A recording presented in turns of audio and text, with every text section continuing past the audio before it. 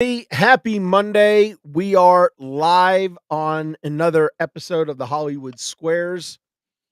It is the Monday Auditing, Coding, and Compliance Roundtable here on the Compliance Guy. As always, I am joined by Christine Hall, Stephanie Howard, Scott Kraft, Paul Spencer, and not last but not least, my good friend Terry Fletcher.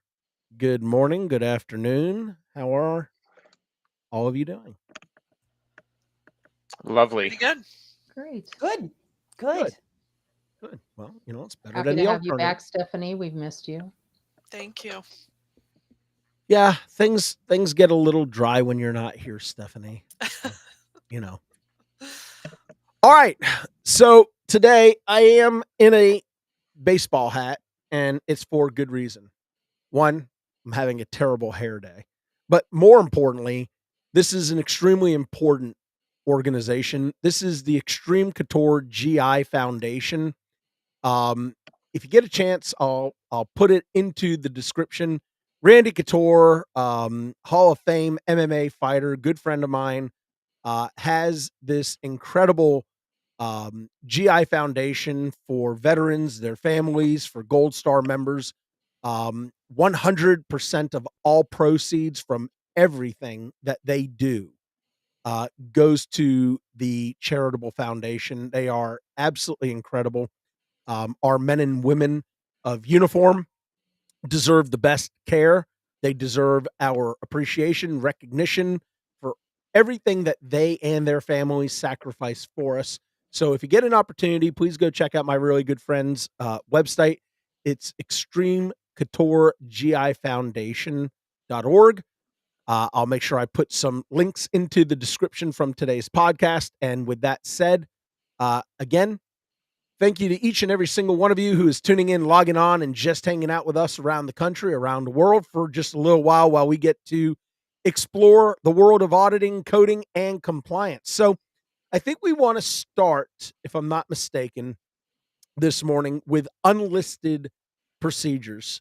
And so, Terry, I'm going to go ahead and let you kick this one off because this was your topic, and it's a great topic because I know Paul and I and Stephanie and Scott and Christine, we always get emails, we always get phone calls, we get messages on LinkedIn about what do I do with an unlisted procedure? How's an insurance company going to recognize it? How are they going to reimburse it?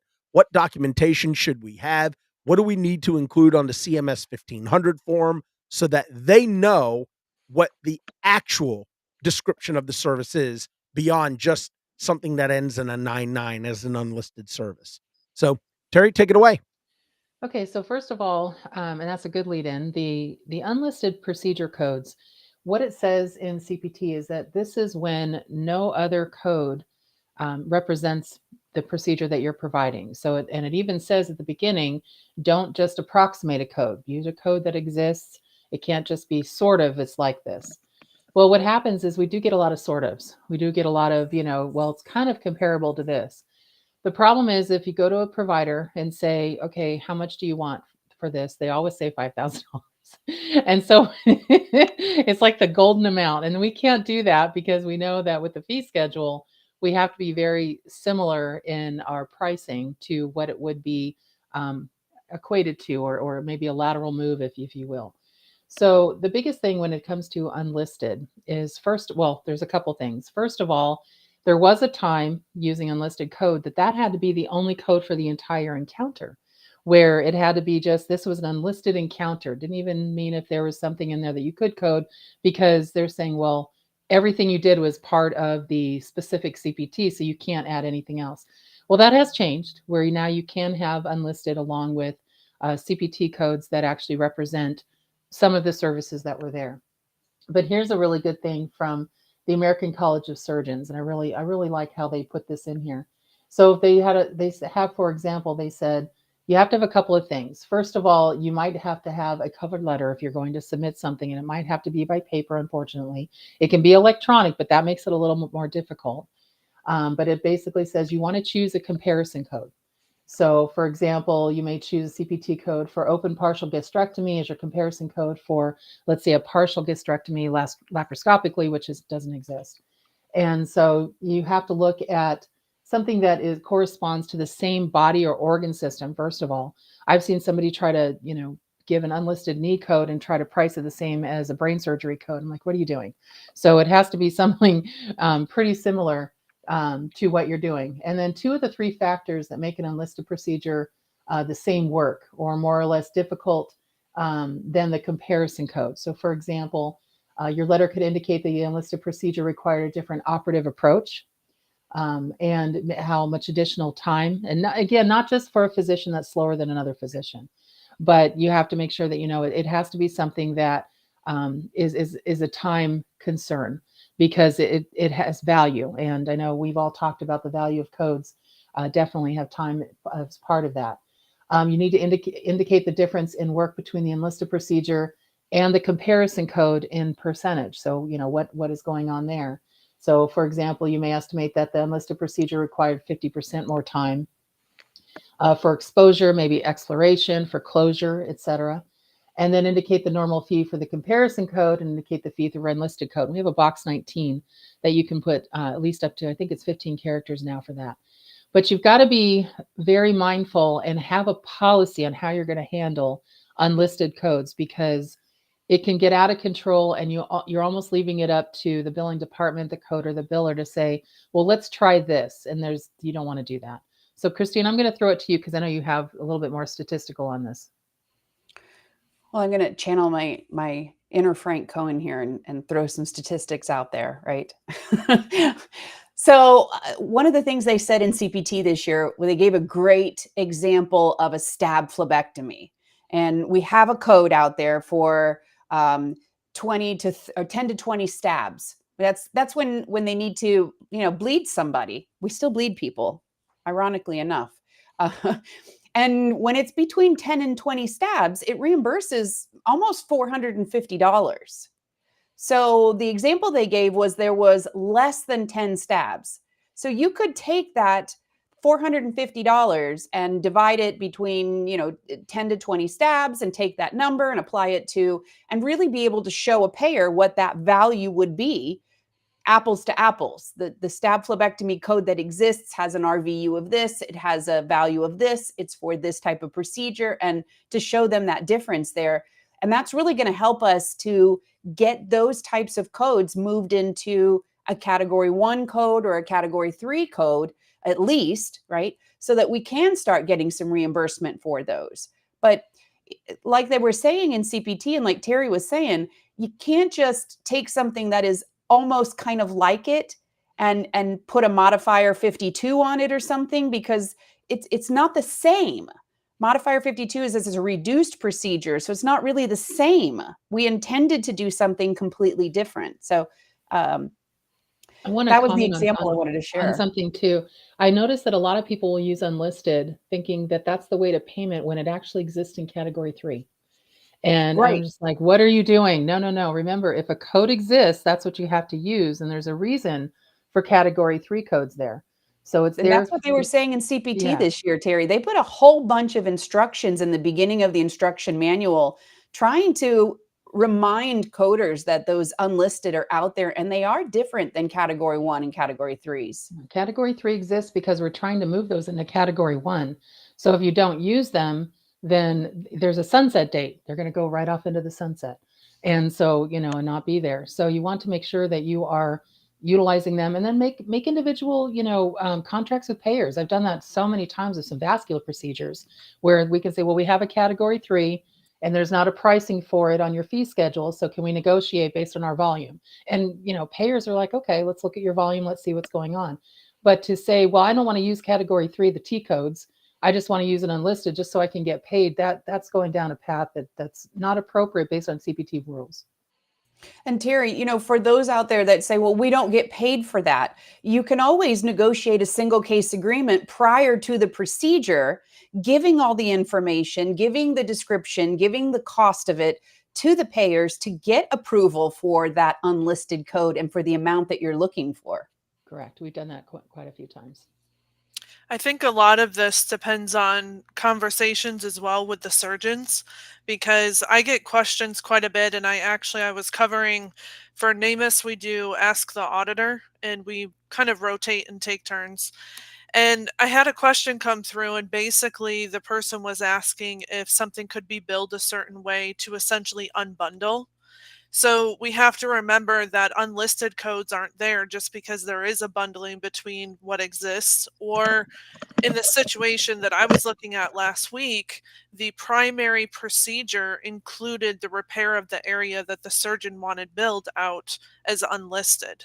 So we have to be really careful. This isn't the out to just, get more money for what's being done, the increased work. I know Paul, I've heard you speak many times about modifier 22 and everything that goes into that, which has its own headaches. But unlisted is not the way to seek the extra reimbursement for work that the surgeons don't feel they're getting paid for.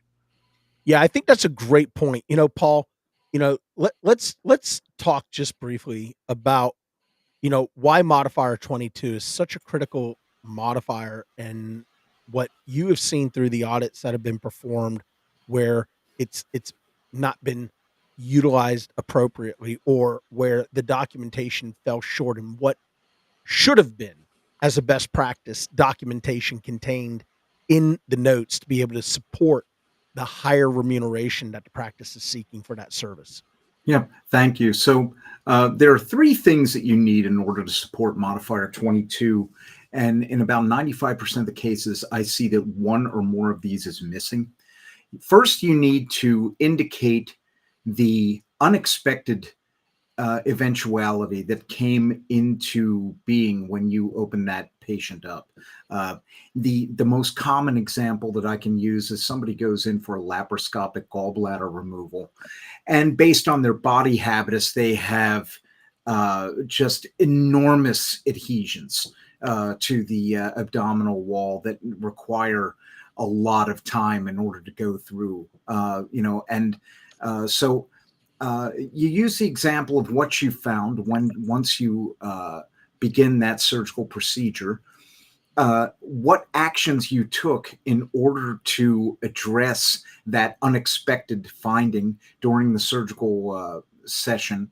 And then this is the biggest one, and you have to listen to this language carefully.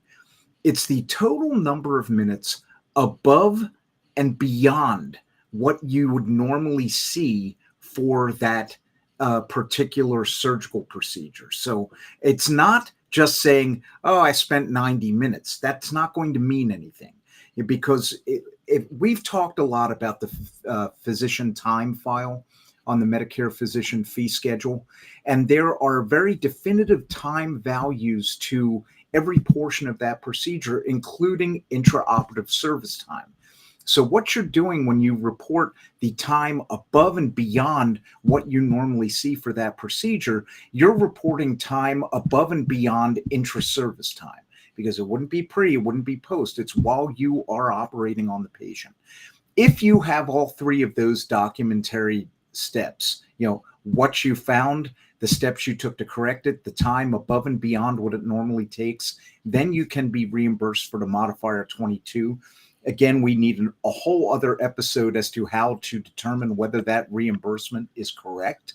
I've got a calculation. If you want to ask, just drop me an email. But it becomes quite involved, because you're really talking about the work RVUs more than anything else. Yeah, that's a great point. So, so Paul, I asked you to lead with that from a let's be proactive standpoint as providers. Let's understand what the guidelines are. Let's understand that this has nothing to do with the pre or the post service time. It's all tied directly to the intraoperative service, but it's above and beyond what you normally do. So you've got to be very explicit with time. Yeah, and I'd like to add that understanding that the physician time file, as it appears on the Medicare physician fee schedule, this is the Harvard Ruck time study. It's a 5-year rolling. When they show a median time, some physicians are faster, some physicians are slower. Yep. That is the median time. This is why you report the extra time it took you to perform that service. That's right. So Terry, I wanted to come to you. Yeah, Paul also made a comment that is really important if you ever have to appeal a 22 modifier. And I'm glad you said it, Paul, because I think this is one thing that's missed in some of those, where it says increased procedural service. One of the things that Paul said, and this is so important in your documentation, it's an unanticipated problem. So you didn't know going in that this was going to be, an increased procedural service. You thought it was going to be close to routine. Maybe there was going to be some issues, and all of a sudden you open up and go, "Oh my goodness!" Right. So now there's a problem. And when I've had that language within that report, makes all the difference to try to get that extra reimbursement. Because let's face it, there's a scheduling issue here. The doctor scheduled the procedure for 90 minutes, and all of a sudden they're like, "Cancel my office. I'm going to be here a while." And so now you get paid for that extra time, that extra effort, all of that. So it does definitely represent what you actually did, and just make sure the documentation can withhold that or withstand that if you have to appeal it. Yeah, and I wanted and I brought that up, and Paul, I'll come right back to you. You know, the reason why I brought that up and why I was coming over to you, Terry, is, you do obviously more than any of us on here. You do audits for the payers, and I always want people to understand. Listen, it's one thing for us as subject matter experts in the area of auditing, coding, documentation, to give our guidance based on authoritative information, published guidance. And sometimes we have to, because the guidelines are ambiguous, we have to give our expert opinion on things. But I want people to hear from your perspective as an auditor for payers. What are the payers' thoughts? What So is their perspective on a modifier like the 22? they hate it. I Want me know to they do. talk about anything else? No, I'm just kidding. They don't like it. That's the end of that. Well, I mean, let's put it in perspective. Payers are trying to save money. They love their billion-dollar profits, and hopefully the payers that I audit for don't go, "Hey, Terry, you're not supposed to say that." It's on everywhere. Everyone knows what your profits are. It's public. Okay, so it's not me just saying it. But in saying that, they also still have to fulfill policy provisions, and there's not usually a policy on the 22 modifier. And so you're basically kind of going in blind, hoping that you're going to get reimbursement. And so again, what is being looked at from a payer perspective, because I have audited for a couple of smaller payers in the blues on that side for 22 modifiers, and it's interesting what they look for. They look for language, and Paul hit it on the head. To look for time for that particular situation, not just a slower physician. They look for unanticipated problem that you found within there. We're looking at 22. When we talked about unlisted, they're making sure that it was a separate procedure, not an extension of a procedure. Not something that you're in there anyway, or incidental, let's say. So Paul mentioned something about adhesions, and one thing that's important in that sense, and actually a couple payers have said this, and actually one has a policy on it. If you can't get to the major procedure without first going through the forest, then you probably have an argument that I can't even get to the appendix, or I can't get to the gallbladder until I cut through, what's going on here with a machete. But if, of course, that's probably bad. But if it's incidental, meaning that you got the gallbladder done, and oh, hey, on my way out, incidentally, I think I'll get rid of some of these adhesions and clean it up. That's not something you can bill for. So know the difference.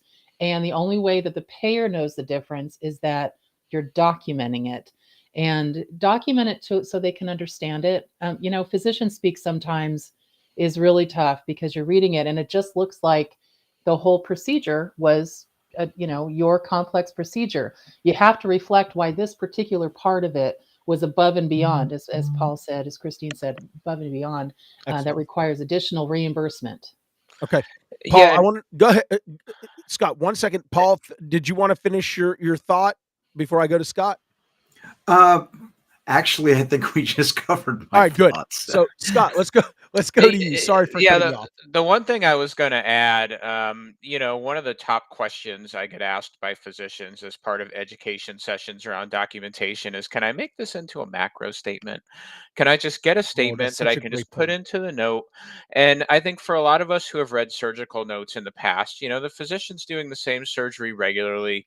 The notes don't necessarily change a lot. I mean, sometimes the tell is we talked about the Hollywood squares at the beginning. I'll bring up the match game. Sometimes somebody forgets to fill in a blank, right? And it's like, I started by cutting into the blank, right? And like, I want to hear that match game music in the background that those of us of a certain age will play. Modifier 22 is not a good macro statement usage, because we're talking about things that should not be part of your common practice, things that should be rare.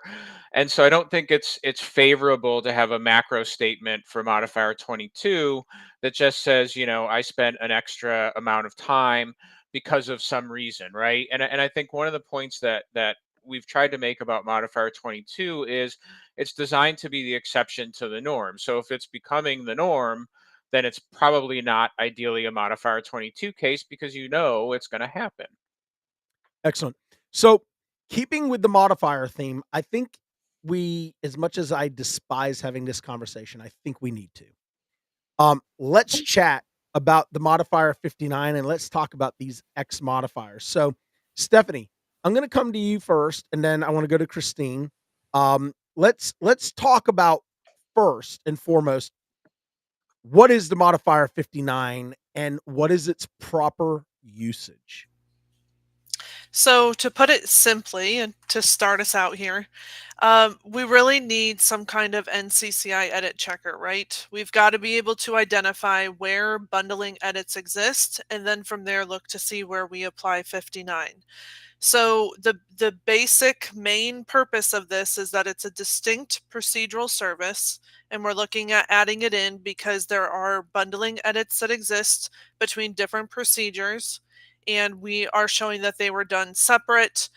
There can be different reasons behind that, right? When we look, and I know we're going to dissect this in the group here, but when we look at the breakout with the X modifiers, sometimes it's a different organ, a different structure. Sometimes it is the different indications for procedures depending on the type of surgeries and things like that. So one of the main issues that I find with my own auditing, not necessarily denial work, but on the auditing side, one of the main issues I see when we look at just 59 is when it's being applied all over the place. And I was also just asked last week about this as well. Pretty much, what is the harm in adding extra 59 modifiers? And, it's one of those things where we only want to do what is expected, what is based on the guidelines. And we don't just add it everywhere because there's multiple things happening. And we hope that they don't bundle in the claim system.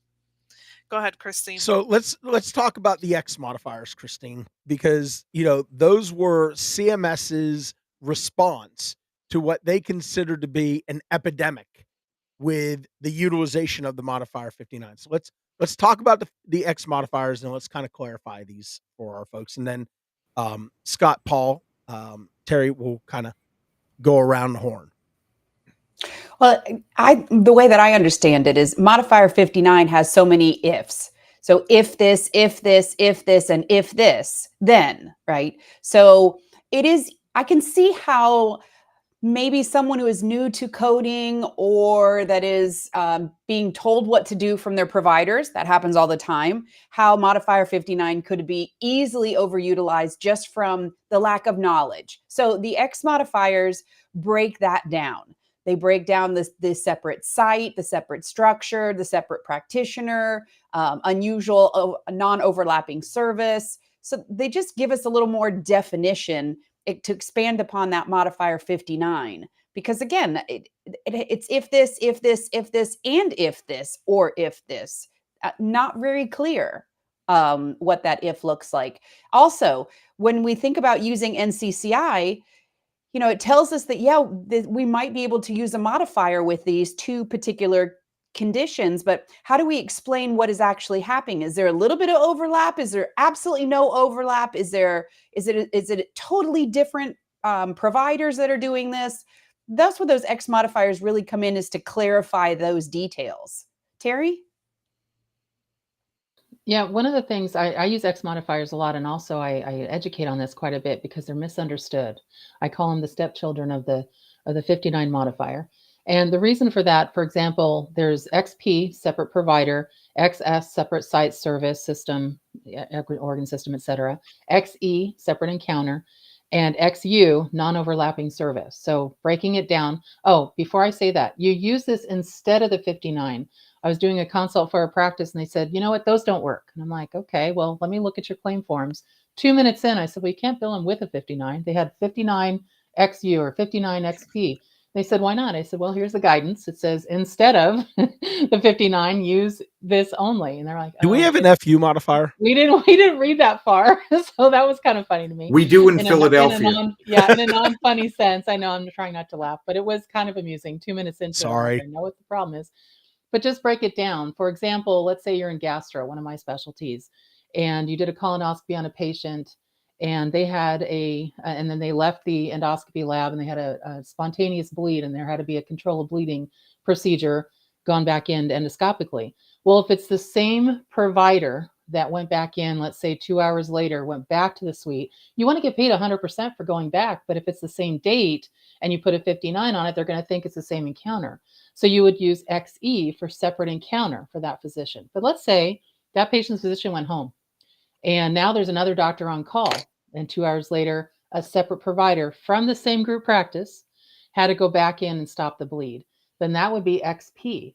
So these are specific X modifiers, again, under the 59 modifier, general modifier, to be able to explain a little bit better, a little bit more detail of what's happening with that patient.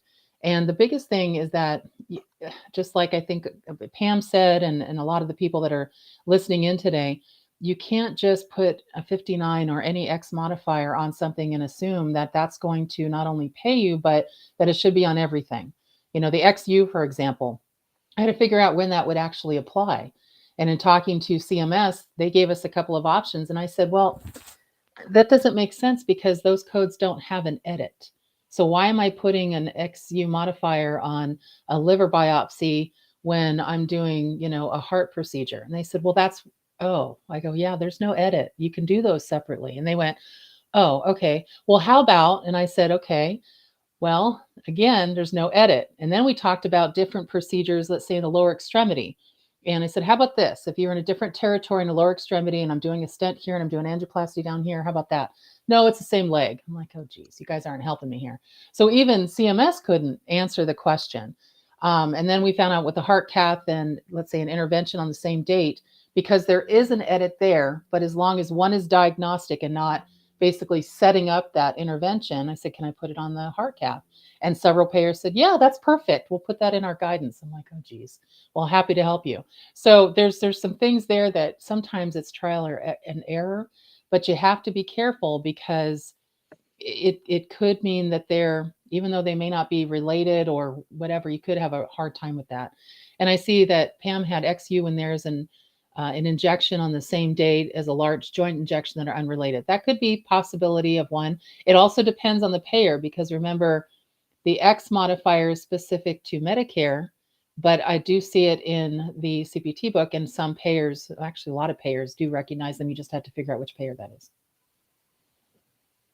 All right. So there's some I think- examples of the XU, Terry, Yeah, in go the CMS MLN guideline for 59 and the X's. But again, it reads like mud. So I like the way that you describe that and the way that Pam is also interjecting there a lot better than what I'm seeing. And we didn't get a lot of guidance on this. They sent out an alert and then it took them years to say, oh, here's another one. Yeah.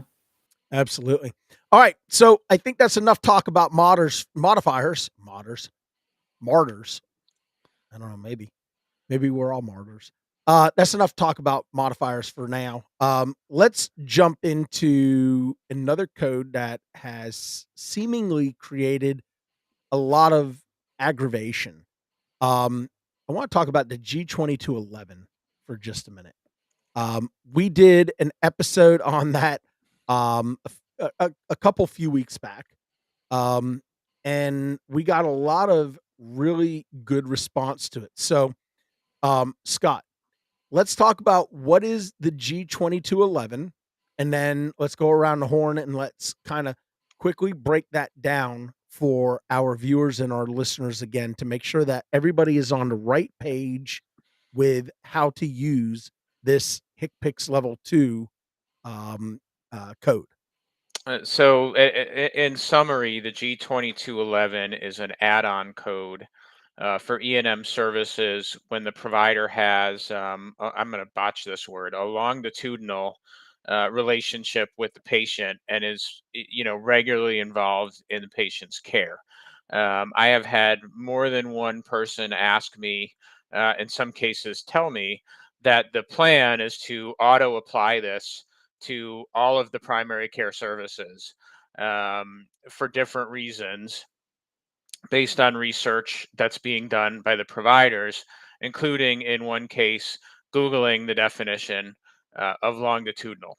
So I think, I don't want to rehash everything about it. I know the intent of this code, at least as I've understood it, is to pay a modest amount of additional reimbursement for providers who are managing over the long term patient relationships that predominantly may be focused on chronic conditions, but may also include the management of acute conditions, either across a longer episode or, in the setting of chronic conditions. And, I think I've not heard anything about groups planning to use this code that has given me any comfort, I guess I'll say. But I think it is important that you start to establish what the boundaries are. You probably should have done this already. The boundaries and definitions for the internal use of this code, particularly if you have patients, just to run through some examples, who go in once a year, maybe because they have seasonal allergies or some sort of acute problem that don't really require any chronic or ongoing management. You may not see them for a year if they don't get sick, other than maybe a physical.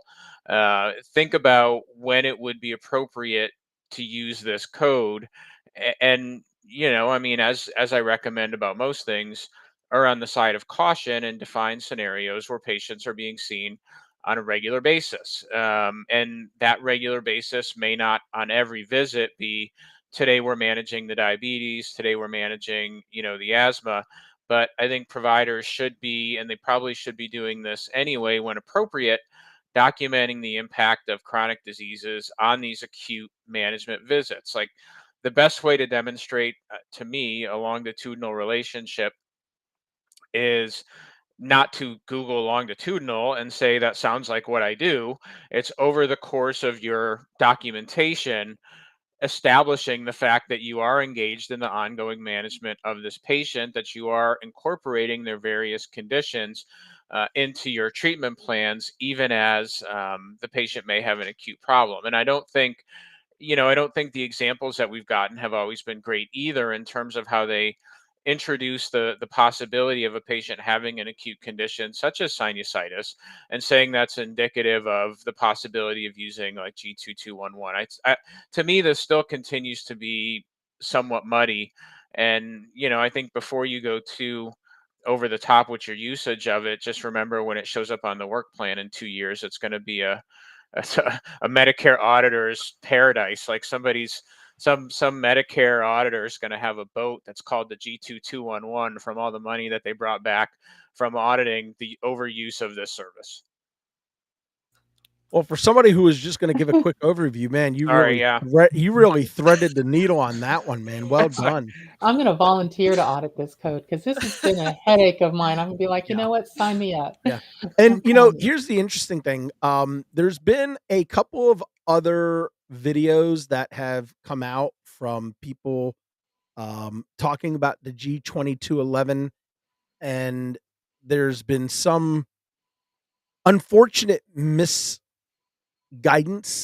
lack of clear guidance, or just plain wronged information.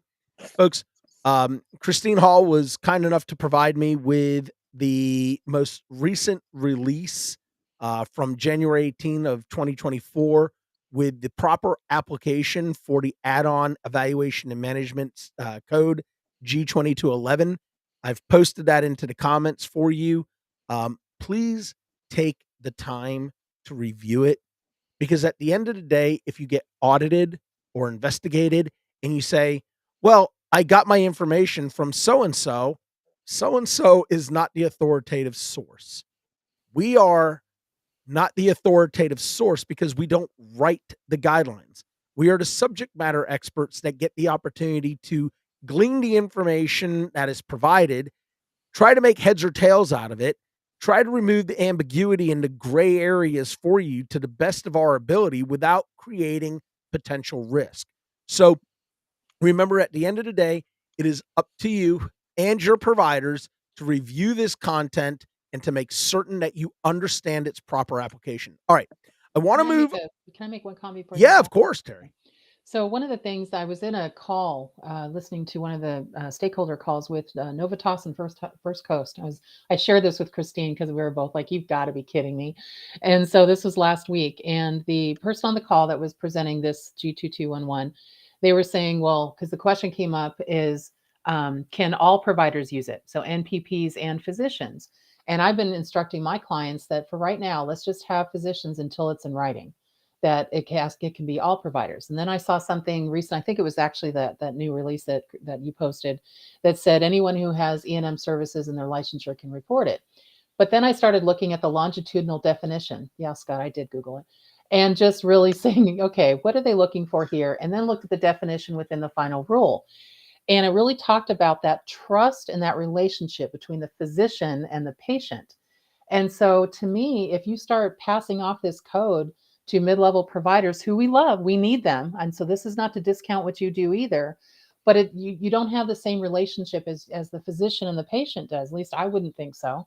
And so to me, that's a problem for us. And especially because it says serious, complex, and now it actually added the word chronic condition. So to allow your mid-levels to use it, it's going to be a judgment call. And I'm not saying you couldn't, but I'm saying that you may be under scrutiny, as Scott said, when this comes on the OIG work plan, they'll be like, really? So your nurse practitioner, your PA is actually following the patient for all, and it says all of their healthcare needs for this serious, complex physician. I thought the provider was doing that, the physician was doing that.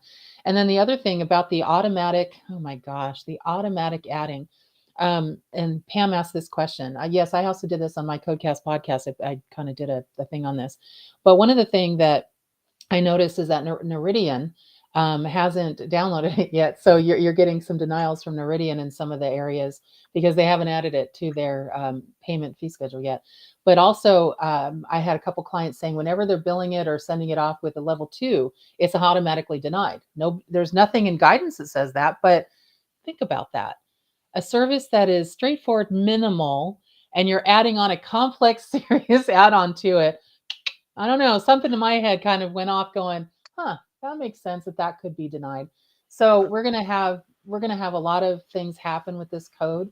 And again, like Sean said, we can only dissect it, let you know what we're reading, what we're finding out, and give you our best practices on how to utilize it. Well, and that's the part that I struggle with. I was trying to think about, so Christine had shared and Sean had posted the latest guidance on it with respect to example 1, the sinusitis example, which let me just tell you, I'm not a fan of. And I think the way that I was thinking about it, right, is I get my oil changed at what we'll describe as a major oil change retailer with locations throughout the United States. And I go at a certain frequency. And is it because I have a longitudinal relationship with them based on trust, or is it because I don't feel like getting oil all over my hands and it's much easier to just go there and deal with it, and I know it's like a need of something that I have? And so when I see the sinusitis example, if I'm fortunate, knock on wood, that I'm in fairly good health. If I go to my doctor for sinusitis, is it because I have a longitudinal, long-standing trust relationship, or I just need something so I can sleep? And I think we're putting these conversations on the table, and that's one of the reasons why I think an example like that is not particularly helpful, because a lot of times these visits, I have a primary care doctor. I think a lot of younger people might just go to urgent care for these things. The fact that I have a primary care doctor who I will allow, that I trust in case he's listening, I don't go very often, right? And when I go, it's usually like I need something to deal with this. And if he puts me in front of the nurse practitioner one day, that's fine too, right? Like I just need what I need. And so it's very discomforting because the code is described a certain way where you tend to think about, we're building up a relationship around the management of ongoing things. And example 1 is like, well, I haven't been here in 2 years, but I have sinus issue today. Give me a medication. Yeah, I'm sorry, but like I think that's difficult for me. And me too. I like Robin's thing on Crohn's and I agree, that's appropriate. It is appropriate, and that's why I put it up there. So Christine, I'm going to give you the last word on the G2211, and then Stephanie, I'm going to come to you with our next topic. A couple of things I want to caution. One, these guidances, as they get published, I would download them. And usually you'll never hear me say that. Usually you'll hear me say, just get the link. But because I have a feeling, if I look inside my crystal ball here, if I have a feeling that we're going to see a lot more coming about this, and it's good to have documents dated as to when that guidance came out. The second thing I'm going to caution you is think about those Medicare Advantage plans that may or may not cover this. And when they have assigned patients in an HMO product to a provider, they don't have a choice not to have a longitudinal relationship. There's no out-of-network coverage without seeing that primary care provider. So does it become a bit redundant? Is it going to put a drain on that part of that system and how that works? I don't know, but these are great questions. Yeah, I'm with you. I just like hearing everybody pronounce the word longitudinal. All right, let's go to Stephanie Howard and let's take on. Sorry. Like the most use of the word longitudinal, it doesn't involve like ships sailing the seas. Or Scott's saying geography. Longitudinal. It's a j sound. As he phonetically pronounces it. All right, let's move on before we digress any further. Stephanie, let's go ahead and talk about the pelvic code, because there's been some questions that have arisen about this. I think we need to give some clarification. And I know, Paul, you kind of took this on previously. So let's put this between Stephanie and Paul to get us out of the gate. And then let's get Terry, Christine, and Scott, your thoughts on this. And I think this will be our last topic of the day. All right. So the code we're going to talk about is 99459, which is the add-on code for a pelvic exam. And if you go in and look at your coding software, your coding books, whatever it may be, what you're going to find is you're able to add this on to your new and established patient codes, and then also your preventative codes. So I think that is important to understand, because at first when I heard that was coming, I thought, okay, maybe that is that situation where patients come back for, a repeat PAP or different things that end up happening that typically we don't have a separate CPT code. But this is both going to be for our problem visits and our preventative visits.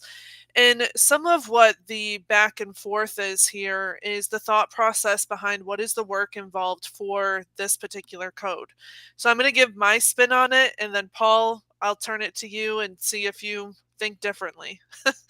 So when we think about the use of 99459 and the pelvic examination, this is really, from my perspective, intended to be something where it's the staff time of coming in and being a chaperone that's documented in the record. Paul, I see you shaking, so we'll see what you think here. But when we think about the work, to me, it's not just a staff member going in, taking the speculum out, the different things that they're going to be using to gather the sample. It's them actually coming in, spending their time as that's being done. From a documentation standpoint with that, obviously we would need to see that in there. But in my experience, a lot of times now in the OB practices, they are really calling out when someone else is in the room. It's not just stating the provider's there. They're identifying when the other staff is there, when pelvic exams have to be done for chaperone purposes, or if the patients, deny that and all of that. So go ahead, Paul. What's your stand on this?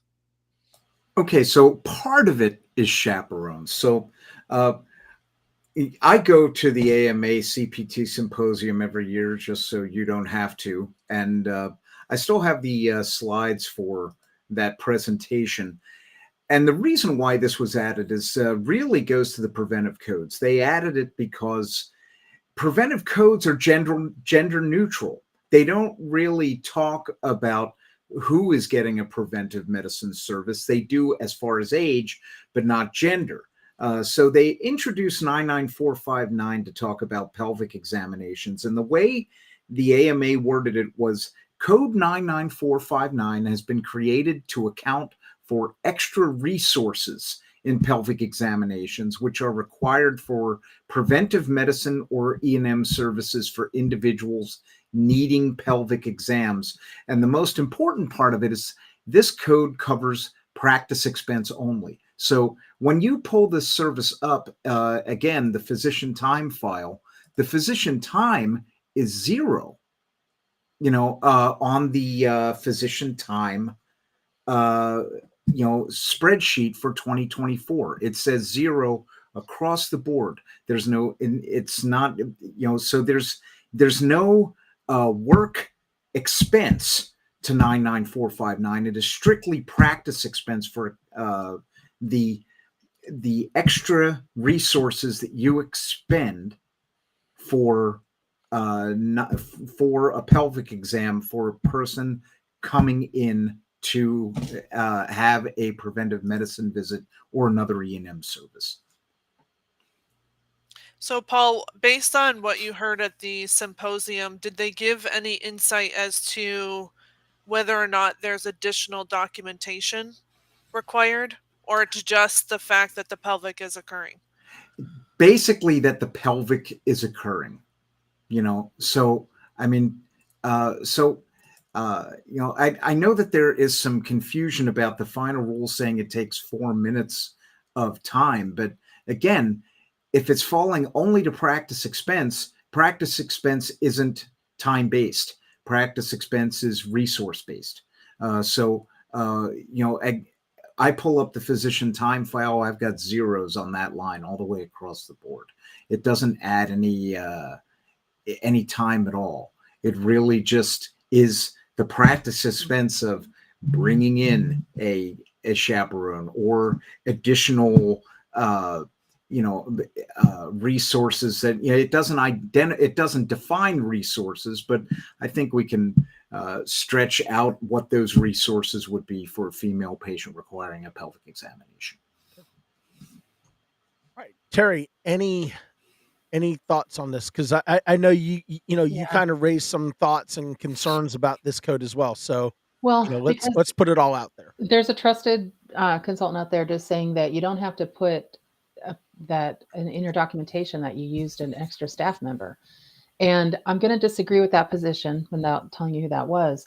Not that I discount what this person says, but the fact that the code says the additional, in the final rule, the staffing time, and we have to know PE and RVU time is different. But the thing is that when they talk about this and the expense, and it basically said the code is valued with 4 minutes of staff time and a supply kit of $20. That was from the AMA RVS update, the RUC committee. What they're saying, but Paul's right. It's not on the spreadsheet at all as far as that. So there's a little bit of conflict there as far as the practice expense versus RVU expense. One doesn't exist without the other. And so what my issue is here is that I think I'm gonna see it basically for just setting up the room.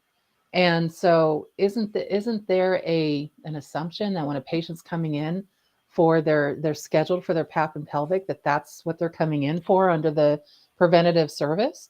So I'm not understanding why that shouldn't be as part of the documentation. And Sean you and I've talked about this quite a bit, is that best practices, just to be above scrutiny, put it in the note saying that you had to have somebody in there. Think if you're a male OB-GYN or a male gynecologist or even a primary care doctor who does the well woman checks and the pelvic exam, and you have somebody come in, then I think that it would be warranted. But if you're a female physician and you don't need that person in there, does that mean that there isn't staff time? So I think there's still a slight gray area for me on what should be documented and what shouldn't be. And to me, if you need to have a staff in there, I would document it just for best practices. It would be appropriate. So let me. You brought up something that made me think about a scenario that I ran into a couple of years back. There's always the question of whether or not during a female examination, if it's being performed by a female provider, whether or not they should have subsequent staff in there with them. My answer to that is absolutely there should be. I have been brought into cases where It was a quitam or it was a healthcare fraud case, but then all of a sudden, out of nowhere, an allegation of sexual misconduct or um, a belief that a person's personal, a person was violated. Um, always, irrespective of whether it's a male examining a male, a female examining a female, or vice versa in those situations, there needs to be somebody else present in that room to be able to confirm and or refute any allegations of misappropriate or bad behavior. So, um, yeah, I mean, 100%, I agree with Suzanne right here, protection for any gender physician. It's unfortunate that we have to practice defensive medicine, but that's the society that we live in. That's the society we've lived in for quite a while. And to be candid, unfortunately, there have been some bad providers out there who have taken advantage of unsuspecting patients. So, But getting away from that, we're yeah. trying to say, should it be documented to be able to support getting the extra money? That was the big thing. Well, for yeah, me. I mean, obviously the documentation is key, right? In anything that we do, documentation is key to being able to support the additional remunerations that practices are seeking.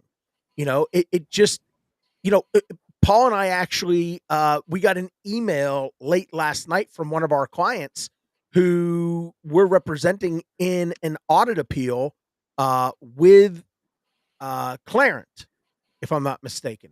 And the provider completely forgot about the fact that they were actually documenting these additional these additional episodes that were taking place outside of the regular progress notes. And, these just strengthen it. So I am a proponent of documenting as much as you can possibly document. All right, Christine, I think you had a comment that you wanted to make, and then we'll kind of roll around the group and let's wrap up this Monday auditing, coding, and compliance roundtable. I just wanted to remind everybody that, when new codes come out, we usually don't have a lot of guidance. But until we get further guidance, let's roll with what we've got. The final rule says they, anticipate that this is for at least 4 minutes of chaperoning, the speculum that is used. Let's document that. Let's support what we can support. Let's not speculate what we think they mean until we get that additional information, especially because there's payment involved here. And the final rule doesn't say male or female provider. It simply says to have that person in the room there with them. And it's been my experience that there's always someone there to assist with handing, material or for processing that specimen as it's collected. And so that's what this cost really is to cover. So why not document that this has happened? We had that chaperone. We used the following equipment. What happens? Just speak what you did. Speak what the circumstances. And I think we'll be okay until we get further guidance. Great point. Stephanie Howard, last thoughts. Okay. I'm just going to reiterate what Christine said earlier about downloading versions of information we have right now. That is something you may need later on in your defense. One thing beyond that, too, write down a policy for your organization. Don't just discuss it, but have it in writing so everybody's doing the same thing, so that you can show in, a thought out, researched way that that is your take on it based on the information that you download at that time and what your understanding was, and keep that on hand just in case. Excellent. Scott Kraft. Yeah, I'll sort of echo what everybody else said here. I wouldn't. One thing I would say is, particularly as it relates to new codes, is I wouldn't interpret no guidance from a specific payer as I can do less than this other set of written guidance, right? And so, I think one of the things that there's always a political aspect to how services get paid, and so one of the things I was looking up while we were speaking is like ACOG does not make any reference to like a human being, and like in ACOG's world, Wouldn't it be great if it was just the extra supplies and you didn't need a human being? And CMS may say in the final rule, well, guess what? For us, like, we want to know that there's a chaperone.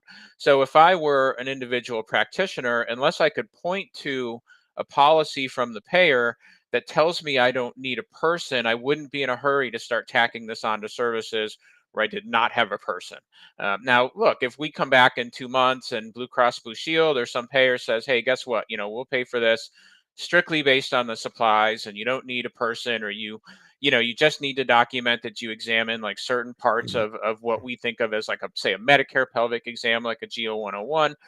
That would be one thing. But if we don't have that, then I would look at what's written by CMS and say, well, at the very least, I've got this as a written standard that I can hold on to while we sort all this out. Excellent. Paul Spencer. Well, while I've been sitting here, I've already had people reach out to me on LinkedIn about 22 modifier calculations. So continue to reach out to me on LinkedIn about 22 modifier calculations. I'll be happy to help you. It is complicated, and understand that there is no rule that says Medicare or commercial insurances will ever justify the extra amount that's paid to you in any way, shape, or form. As a matter of fact, I brought it up to a CMS interrogator on a webinar once, and you can just imagine how that went. So I can get you close. I can never get you exact, but I'll be happy to share the information with you. Excellent. All right. Last but not least, my good friend Terry Fletcher. So one of the questions I got on this code was, well, the GO 101 says cervical or vaginal cancer screening, pelvic, and clinical breast examination, usually done during a preventive. So Terry, now can I get also the 9959 and the GO 101? My first response was no, that would be one and the same. And then I went and looked at the edits. There's no edits. So I'm just like, you know what? I think it's duplication, but that's me. Yeah. But again, pelvic exam versus pelvic screening, is that different? So there might be an edit coming up. Yeah. Remember, the payers are behind. They're just behind right now. I would venture to guess, Terry, that if people start billing those in conjunction with each other at some point, it's going to flag and they're going to get clawbacks. But to your point, monitor the CCI and let's see what happens in an upcoming version, whether or not they make them, exclusive to each other. Right. It's like the prolonged service codes. Medicare didn't change their time, but they changed the time in CPT and Medicare for E&M. So that doesn't even make sense. So some things don't make sense, but best practices, common sense, you need to some kind of default to that. The next question is going to be, can you bill the 99459 and the G0101 and put modifier 52 on one of them? I know. Scott, it's time for you to go. I'm sorry. Let's save that for another week. Yeah. All right. That's going to wrap up this week's Auditing, Coding, and Compliance Roundtable here on the Compliance Guy. As always, I want to thank Christine, Stephanie, Scott, Paul, and Terry for taking time out of their very busy schedules to help educate all of us that are trying as hard as we can to do the right thing each and every single day, and sometimes falling a little short. Terry and I are going to be back tomorrow with an episode of #Terry Tuesday. It is one of my least favorite topics to discuss, but I at least know Terry and I will find a way to thread the needle and wade through the mud. So I'm looking forward to that discussion tomorrow. I've got some great interviews coming up like we had last week with Robert Lyles and Clint Pulver and Ashley Morgan coming up later this week on the Compliance Guy. So until then, remember, be good to yourself, but more importantly, y'all be good to each other. Take care.